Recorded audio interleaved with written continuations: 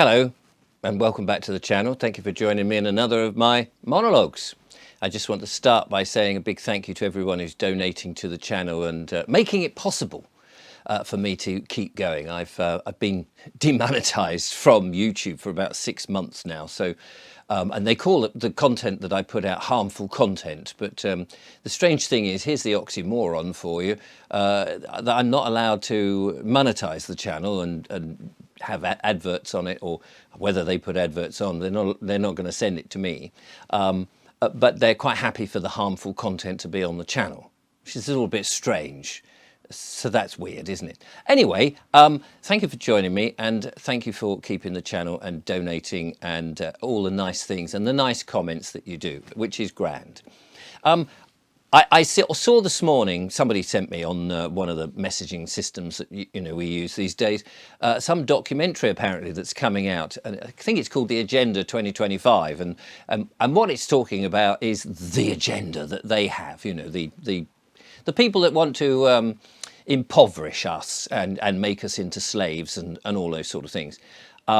And it was interesting because they were talking about the digital IDs and the facial recognition and the whole network of electronic stuff that's going to monitor us and keep us down within the 15-minute cities, all the sort of stuff that we've been talking about. And I thought that this is really weird because this is all like yesterday's news, isn't it? This is yesterday's news. We know that that was the agenda, but I guess it's still a bit more fear-mongering. There's plenty of people who still want to put you into fear so that you keep your vibrations down. What people don't seem to realise is that actually that's not going to happen, that it's over. It's all over. It has to be over. I mean, when you think that in the past, all these plans were carried out by stealth, slowly, so that we didn't see them. Okay, there were these big events like 9/11 and JFK, and in recent times, the COVID sort of pandemic nonsense.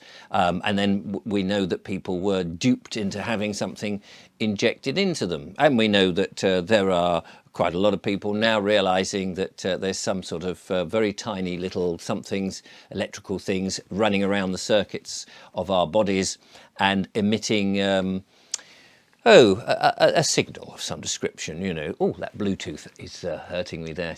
One has to dance around the old algorithm so that they don't go, oh, he's talking about the truth, because they don't like that. They don't like that coming out. Anyway, so there's all this doom-mongering that's going out there, and yet, to me, it seems obvious that it's all finished. It's all over, because in the past, as I say, it was all done by stealth. We didn't really notice it. Perhaps there was a small enclave of people who were sort of shouting and going, hey, it's all a lie. You've been deceived. It's not true, all of this stuff.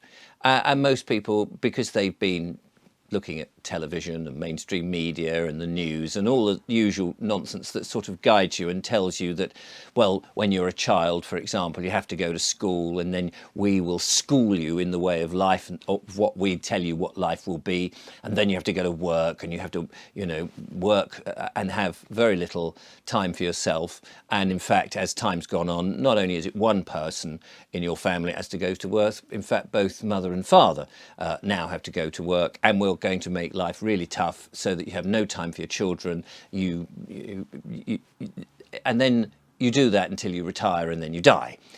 So actually you're not really living at all. You're just turning the hamster wheel. And we've been indoctrinated in all these different things. And so that when people say, no, that's all a lie, that's not how you need to live. That's not our God-given right. That's not why we're here on this planet, to turn the wheel, to pay the bills and all of this nonsense. That's not what it's about. But people have been, duped because their plan, the dark forces, they've been very good at it. And we've fallen for it. And we thought, they've got rid of religion, or rather faith. They've got rid of our common sense. They've got rid of our ability to critically think. They've dumbed us down. They put us in front of screens. They've now got kids, barely able to put their phone down. They've been very clever at it, but it's been very subtle. Now, it's so bloody obvious, and you think, oh, why so? Because they've bungled it. They've bungled it. Things didn't happen. They're rushing things. Now they're throwing everything at us, and we can see it. We can see it. I mean, some people still can't see it. For example, the BBC. I read some people have been telling me the BBC are now announcing that the government want to talk about dimming the sky. They want to dim the sky to save the planet from global warming. And I think to myself, oh, and they say they're going to do experiments this year.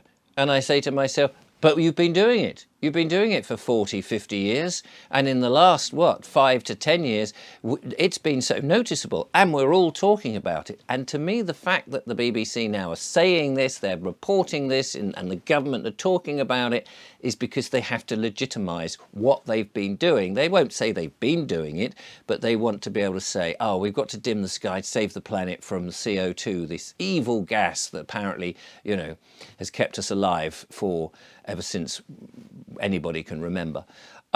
It's their way of soft disclosure. They're having to disclose this is it. And the next thing they'll be talking about is we definitely need to bring in facial recognition technology because there's too many riots or there's too much this, that, and the other. And they're having to say all of this because they're panicking, because they're no longer subtle. They're no longer able to do this under the radar. And if anybody would think that these dark forces are going to plan some awful, terrible dystopian future and that very clever people are not going to see it, observe it, whistleblowers are not going to talk about it, it ain't going to happen. They ain't going to get there. Yeah, they've got this far, they've bungled it, it's over. Because they're panicking. They're like the beast that's had its head cut off and all the tentacles are just splaying all over the place and they can't do it. We should be rejoicing. Yes, it's turbulence.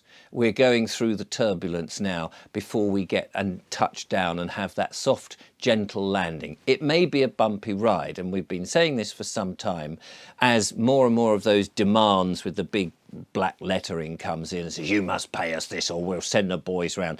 I mean, look at the councils. In the past they put on the benign, benevolent look. Now we see them as snarling hyenas. They don't hide themselves in their language. There's nobody accountable. Nobody signs anything. We see they're showing their faces because they have no choice. They're panicking. They've lost all subtlety at all. And it's fantastic news because we can see it now. And of course, there's so much coming out. I mean, the dam of secrecy is bursting like nobody's before. The dam is a sieve. Well, it's more than a sieve. It's like a colander, where the water and the truth is just coming through. It's just coming through. Only the other day we saw about the UCC1 thing. That's been floating about, where it's now been proved, and it has been in a court of law, that the birth certificate is a fraud, that each one of us who thinks that we have an all caps name that belongs to us or that is our name is actually the placenta. And this has been going on for a long time. All of this is coming out. It's coming out, and we should be rejoicing. So instead of watching these doom-mongering, this is the agenda, we're coming to get you, we should be definitely saying, you're not. And by the way, just to end, we are the most powerful things in the universe. We have an ability that is unrealized. There are many people who, perhaps this is a bit woo-woo for you, but there are many people who talk about this, the power of our thoughts, the power of our soul. Right and light will always win over the dark. They've had their day. We're in the age of Aquarius. It's goodbye to all of them. I believe the Pope has died at 88. Klaus Schwab, I thought he died. Apparently he's stepping down and he's resigned at 88. Interesting numbers. And apparently now they're already whistleblowers going, he was an evil man and he will be prosecuted and what have you. But their days are over. They're over. They're putting in people now, some other chap who worked for, I think, Nestle or whatever, who is saying, oh, people should be restricted on the water that you can have. This is God's earth. We are men and women living on God's earth, the source, the universe, whatever it is. There's only one person, or one being, I should say, that we need to adhere to, and that is the Creator.